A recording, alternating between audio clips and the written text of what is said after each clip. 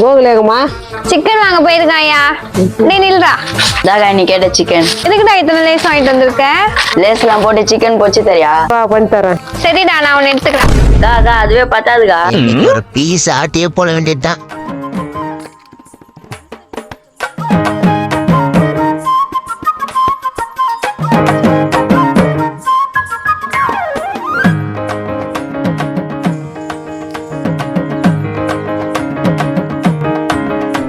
Chicken உனக்காக எவ்வளவு நாள் வெயிட் பண்ற தெரியுமா?